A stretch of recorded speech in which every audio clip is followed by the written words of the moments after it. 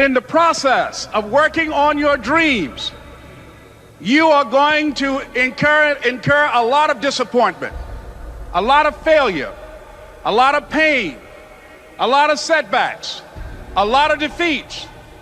But in the process of doing that, you will discover some things about yourself that you don't know right now. What you will realize is that you have greatness within you. What you'll realize is that you're more powerful than you can ever begin to imagine. What you will realize is that you're greater than your circumstances, that you don't have to go through life being a victim. As Jack indicated, I was born in Miami, Florida, in an area called Liberty City, in an abandoned building on a hard linoleum floor with my twin brother. We were 6 weeks of age. We were adopted. When I was in 5th grade, I was identified as EMR, labeled educable, mentally retarded, put back from the 5th grade into the 4th grade, and stayed in that category until I got out of high school.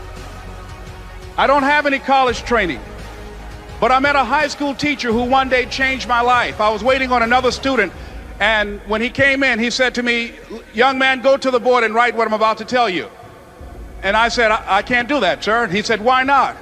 I said, "I'm not one of your students." He said, "It doesn't matter, follow my directions now." I said, "I can't do that, sir." He said, "Why not?" I said, "Because I'm educable, mentally retarded."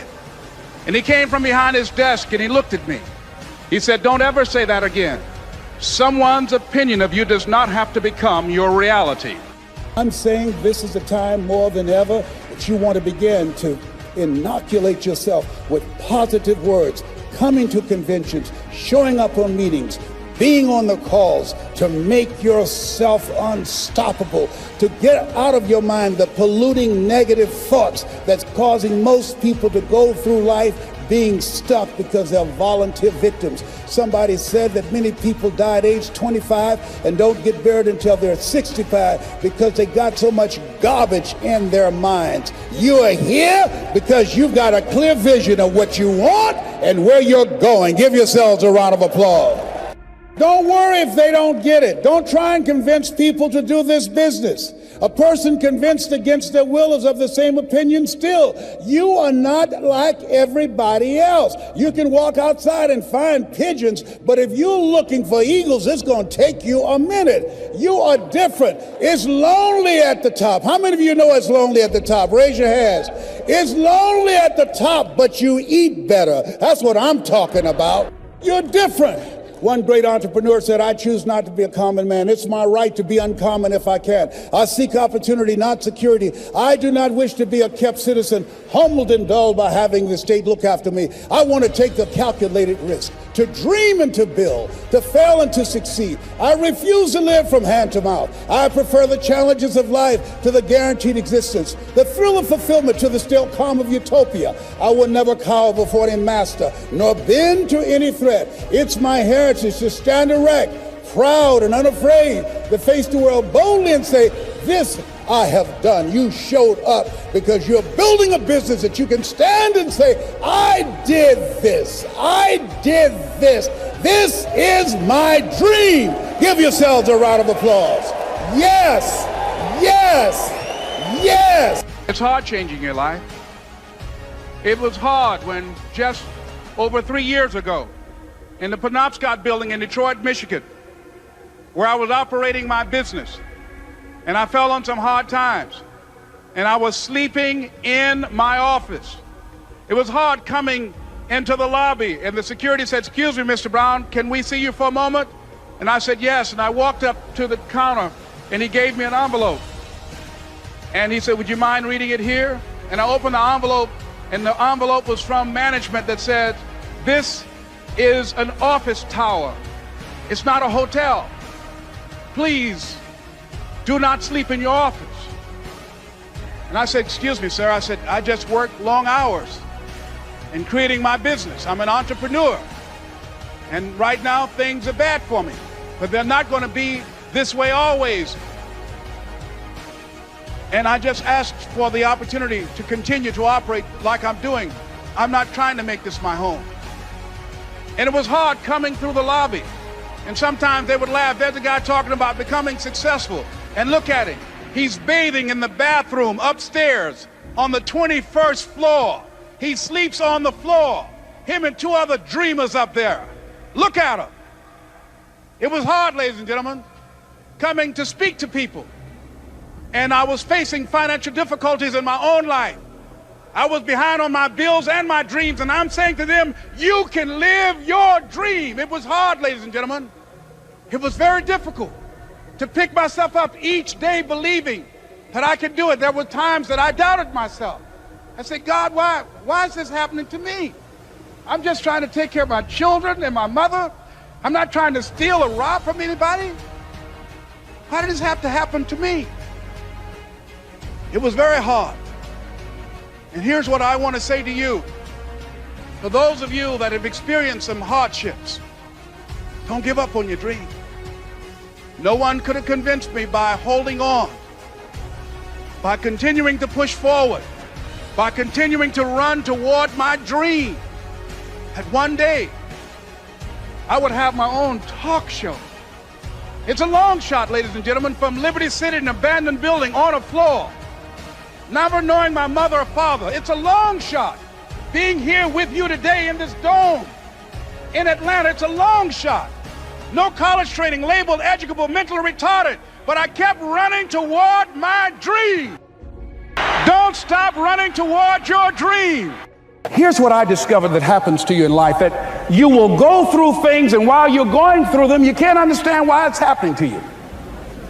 But after you go through it, you get back and you look at it and you say, oh, now I understand why I needed that lesson.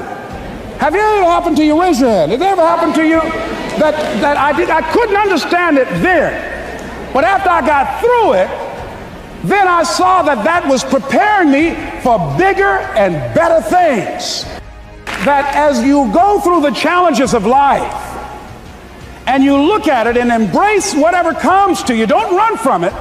Step toward it. Don't try and duck it like most people do. See, most people want it easy. See, if you, easy come, easy what? Easy go. See, but when you go at what you're going to deal with and you deal with the difficulties of it, when you handle those hard things close at hand, making those hard decisions right now that you don't want to make, learning those things that you don't like to do, but you know that in order for you to get where you want to go, this is one of the hoops that you have to flip through. And I'm saying to you, whatever you got to do it, because if you don't, life is going to whoop you until you surrender and say, okay, all right, I cooperate, okay, I learned, okay. It had to wear me out a long time. So if it's hard, then do it hard. You're going to focus to develop your skills. The guy was the new owner of a baseball team that was in the basement of the league when he took it over. He went to the pitcher and he said, what is your best throw? And he said, well, I got a good curveball and I've got a good fastball. And he went on talking about his different throws. He said, but tell me this, what is your best throw? He thought for a moment. He said, I've got a good fastball. He said, that's all I want you to work on. Nothing else. Just develop your fastball. The next year, they went to the World Series. Most people don't know where their fastball is. Most people go through life never discovering what their talents are. Most people never develop their talents. They have skills and abilities, but if you don't nurture them, if you don't develop them, they will never serve you. Your gifts can take you many places if you develop your gifts. Most of us don't like to do those things that come easy to us. I've always loved to talk to people. I decided, taking this advice, to develop my skills as a speaker. And my gift has developed and it's taken me many places. You have something that you brought to the universe, and that if you decide that my life deserves my developing this, what I do well, and becoming the best at it, and mastering myself, and seeing what I have within me, if you decide to drop your buckets where you are and develop your gifts, I grant you, you'll never ever be without. I grant you that your gifts will take you places that will literally amaze you.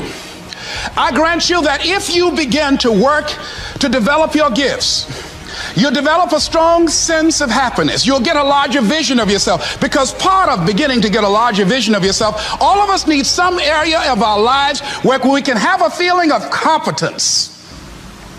That people know when they think about this area, that's something you do.